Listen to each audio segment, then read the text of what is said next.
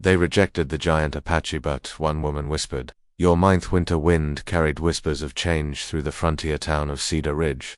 Snow fell in gentle curtains, muffling the usual sounds of horses and wagon wheels on the wooden boardwalks. It was the kind of evening when most folks hurried inside to warm themselves by crackling fires. But tonight was different. Tonight the train had brought someone who would change everything. Thomas Crowfeather stood on the platform, his massive frame towering over the crowd of curious onlookers. At 6 feet and 6 inches tall, with shoulders broad as a mountain ridge, he commanded attention even when he tried to avoid it. His long black hair was adorned with traditional Apache feathers, and intricate tattoos traced sacred symbols across his powerful chest and arms. He had come to Cedar Ridge with hope in his heart and papers in his leather satchel, documents that proved his education, his qualifications, and his dreams. The townspeople gathered like storm clouds, their faces hard with suspicion and fear. Thomas had expected this. He had faced such reactions before in other towns, other places where his heritage and his size made him an outsider. But Cedar Ridge was supposed to be different. The letter from the town council had been encouraging, welcoming even. They needed a teacher, someone educated and capable. His credentials from the Eastern universities were impeccable. His references glowed with praise. We don't want your kind here, called out Mayor Hendricks, his voice cutting through the cold air like a blade. The crowd murmured their agreement, a low rumble of disapproval that made Thomas's heart sink. Go back where you came from, savage. Thomas stood perfectly still, his dark eyes scanning the faces before him. He had learned long ago that anger would only make things worse. Instead, he drew upon the patience his grandmother had taught him, the quiet strength that came from knowing who he was, regardless of what others saw. I have come to teach your children, Thomas said, his voice deep and calm as a mountain lake. I have degrees in literature and mathematics. I speak 4 languages. I want only to serve this community. The crowd's hostility grew thicker, more palpable. Women pulled their children closer. Men's hands moved instinctively to their weapons. Thomas felt the familiar weight of rejection settling on his shoulders like an old heavy coat. He had been foolish to hope this time would be different. But then, through the sea of angry faces, he saw her. Margaret O'Brien stood apart from the crowd, her auburn hair catching the lamplight from the station platform. She was smaller than most of the other women, dressed in practical traveling clothes, but there was something about her that drew Thomas's attention like a moth to flame. While everyone else glared with hatred or fear, her green eyes held only curiosity and something else he couldn't quite name. You should leave, someone shouted from the back of the crowd. We don't need your kind corrupting our children. Thomas nodded slowly, accepting what seemed inevitable. He had faced rejection before, and he would face it again.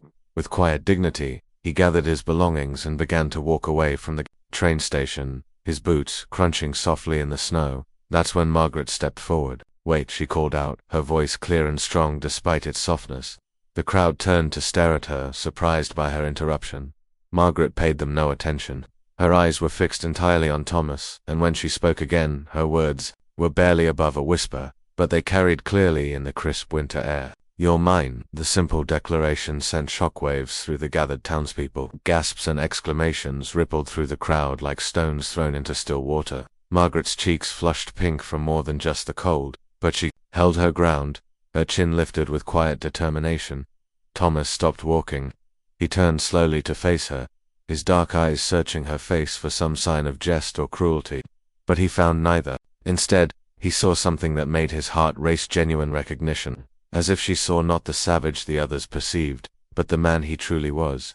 Margaret O'Brien, Mayor Hendricks sputtered, his face red with indignation. What in blazes do you think you're doing? I'm claiming my right, Margaret replied, her voice growing stronger with each word. As a property owner and taxpayer of this town, I have the right to hire whomever I choose to work my land, and I choose him. The crowd erupted in protests and arguments, but Margaret ignored them all. She walked directly to Thomas, her boots leaving small prints in the snow beside his much larger ones. When she stood before him, she had to tilt her head back to meet his eyes, but she did so without fear. I have a ranch 3 miles outside of town, she said quietly, meant only for his ears. It's not much, but it's honest work. And if you truly are a teacher, well, there are children in the valley who could use learning. The towns may not want you, but the families scattered across these hills. They judge a man by his character, not his bloodline. Thomas stared down at her, this brave woman who had just stood against an entire town for a stranger. In her eyes, he saw not pity or misplaced charity, but recognition of his worth as a human being. It had been so long since someone had looked at him that way. "Why?" he asked simply. Margaret smiled then, and it transformed her entire face, making her beautiful in a way that had nothing to do with features and everything to do with spirit. "Because I know what it's like to be judged by what people see instead of who you are," she said. "I'm a woman trying to run a ranch alone. They think I'm weak, foolish, doomed to fail. But I see strength in you, Mr. Crowfeather," Thomas replied, his own lips curving into the first genuine smile he'd worn in months. "Thomas Crowfeather. Well then, Mr. Crowfeather, if you're willing, I could use a partner. Someone strong enough to help with the heavy work, smart enough to keep the books, and patient enough to teach reading to the children who come around." The crowd was still arguing behind them, voices raised in heated debate about property rights and social propriety, but Thomas and Margaret barely heard them. They were caught in their own quiet moment, two outsiders finding understanding in each other's eyes. "I accept," Thomas said, extending his large hand toward her. When Margaret placed her smaller hand in his, the fit seemed perfect, as if they had been designed to complement each other. As they walked away from the train station together, Thomas carrying his belongings and Margaret holding her umbrella against the falling snow, the crowd gradually dispersed. Some shook their heads in disgust, others muttered about the scandal of it all, but a few, the wiser ones perhaps, watched the unlikely pair and saw something that gave them pause. They saw two people who had found in each other exactly what they needed, not just companionship, but understanding, someone who looked beyond the surface to see the person underneath.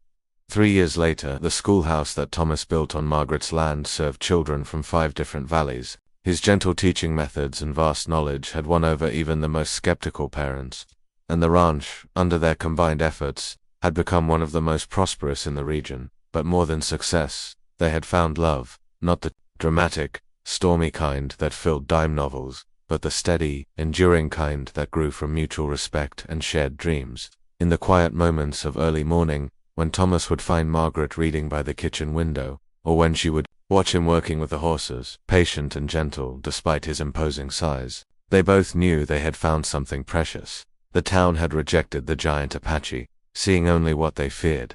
But one woman had whispered the words that changed everything: "You're mine."